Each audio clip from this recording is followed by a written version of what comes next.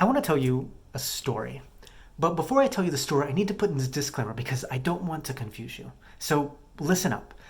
The story that I'm about to tell you has nothing to do with money. The main character of the story is money, but it has nothing to do with money. This is a story about relationships, and this is a story more specifically about my relationship with money and how that relationship allows me to live a very happy, balanced life while saving 60% of my income. So here's the story. This is $1 in dimes. And throughout the year, just like you, I'm sure, I make many of these. But I just want to talk about this one because I want to keep it simple.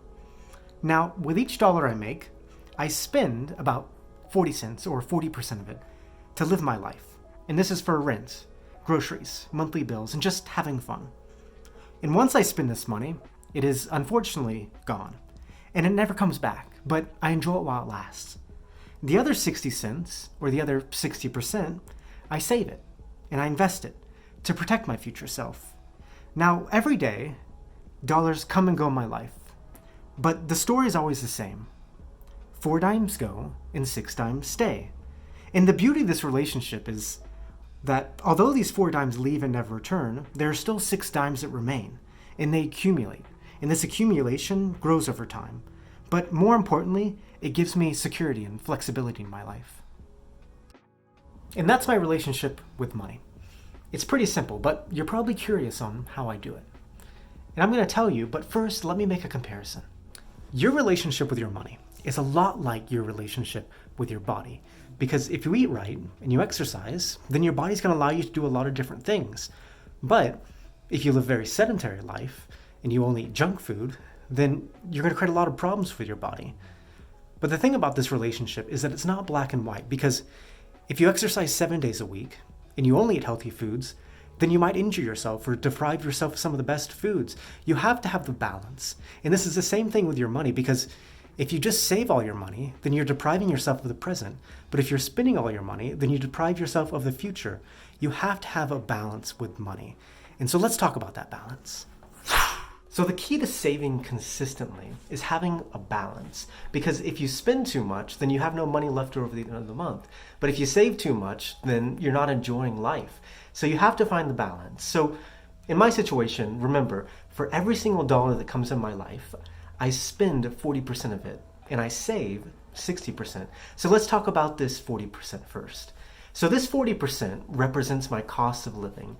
It's the amount of money that I need to fund my lifestyle. But I prefer to look at it as my happiness threshold. And your happiness threshold is basically the amount of money that you need to live without overspending, but also without depriving yourself.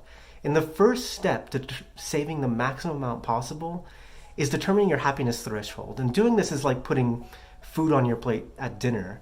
You don't want to put on too little that at the end you're going to still be hungry, but you don't want to put on too much that at the end that you're going to be uncomfortable. You have to put on this right amount that will make you feel satisfied, but also will not make you feel uncomfortable. And this is the same thing with determining your happiness threshold. You need to figure out how much money you need to live your life where you're not overspending and wasting any money, but also that you're not depriving yourself of anything. My happiness threshold is 40% of my income. And I use this money for things that I need, like rent and groceries, but I also use this money for things that I enjoy, like going to a bar and eating out. And although that I only spend 40% of my income, I never feel like I'm depriving myself of anything. I just know that this is the amount of money I need to reach my happiness threshold, and everything beyond that is extra. This other 60% represents how much I'm able to save, but I prefer to look at this as my security, because just like your body, if you eat right and you exercise, it's going to allow you to do a lot of things. And this is the same with saving money. If you have a decent amount of money in savings, it's going to protect you from whatever happens in life. So once you determine your happiness threshold and your dollar amount, everything else is your security. And what you need to do is you need to figure out the dollar amount of that. And whenever you know how much money you need for happiness and how much money you need for security, whenever you get paid, you just divide up the money. Your happiness threshold money goes to checking, and your security goes to saving and investing.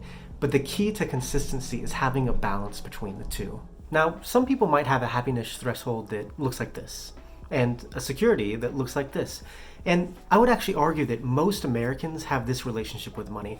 They're spending way more than they're saving. And there's two main reasons why this happens. The first reason is because they're not making enough money, and all their money is going to bills, rent, groceries, and nothing's left over at the end of the month. One reason that I'm able to save so much money is because my happiness threshold is much lower than my income, but for some this isn't the case. And the only thing that you can really do in this situation is figure out how to make more money, but it's much easier said than done. And the second reason, and I argue that this is the reason that most people have such a high happiness threshold, is because their happiness is tied too much with money. Everything that makes them happy involves spending money. And this habit really throws off the balance where you have an extremely high happiness threshold and an extremely low security.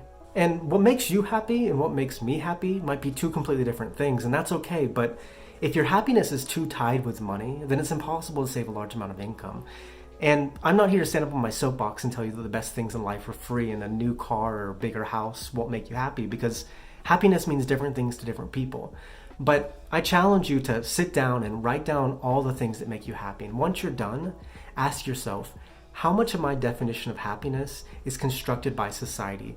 Because the less your happiness is connected to money, the more you're going to be able to save. And the more you save, the more security you're going to have in your life, creating a balance between the two. I'm able to save 60% of my income because I sat down one day and I decided that this is how much money I need to be happy, and this is how much money I need to feel secure. For you, that number might be different, and that's okay, but you have to have a balance between your happiness and your security. You have to be able to enjoy living in the present while also planning for the future. Money is simply a tool to allow you to have more control over your life and time on this planet. Money by itself is not going to make you happy, but if you manage it correctly, it can prevent a lot of things that cause unhappiness. And you might have noticed in this video that I did not once mention how much money I make. And I didn't do that because I don't think it's relevant. Your financial journey is going to look a lot different than my financial journey. It doesn't matter if you're able to save 60% of your income or 20% of your income, and it doesn't matter if that rate's going to allow you to retire by 35 or 65. What matters and what the key to happy life is having your happiness without depriving yourself of your security, and having your security without depriving yourself of your happiness, knowing that it's important to eat your vegetables, but not forgetting to enjoy an ice cream every now and then.